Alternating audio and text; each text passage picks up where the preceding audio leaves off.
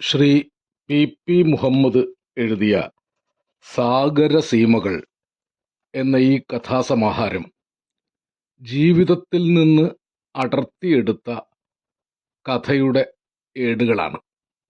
വൈക്കം മുഹമ്മദ് ബഷീറിൻ്റെ കഥകളെക്കുറിച്ച് പ്രശസ്ത നിരൂപകൻ MP പോൾ സാർ പറഞ്ഞതുപോലെ തന്നെ പറയാം, ഈ കഥകളിൽ രക്തം പൊടിഞ്ഞിരിക്കുന്നു.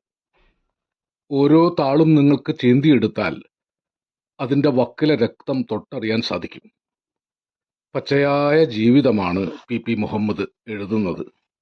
ചിലപ്പോൾ നമ്മെ വേദനിപ്പിക്കുന്ന, ചൊടിപ്പിക്കുന്ന, ആനന്ദിപ്പിക്കുന്ന, ചിലപ്പോൾ മനുഷ്യസ്നേഹത്തിൻ്റെ ഉദാത്ത മണ്ഡലങ്ങളിലേക്ക് നമ്മെ കൊണ്ടുപോകുന്ന, ചിലപ്പോൾ ഇരകളുടെയും വേട്ടക്കാരുടെയും ക്രൗര്യങ്ങൾ കണ്ട് നമ്മളെ പകപ്പിക്കുന്ന കഥകളാണ് പി മുഹമ്മദിൻ്റെ ഈ സമാഹാരത്തിലുള്ളത്.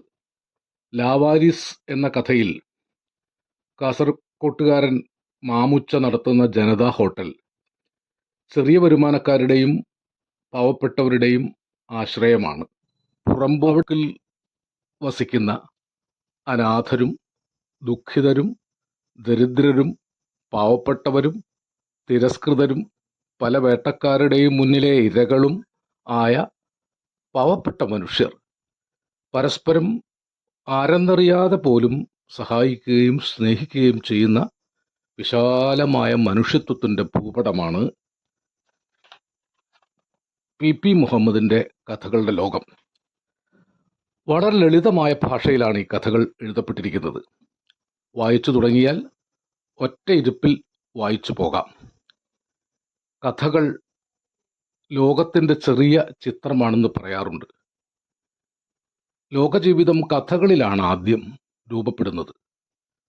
അവിടുത്തെ ഒരു കഥ കേട്ടോ, എന്താ കഥ, വല്ലാത്തൊരു കഥ എന്നിങ്ങനെ ജീവിതാനുഭവങ്ങളാണ് കഥയിലേക്ക് ആവാഹിക്കുന്നത്.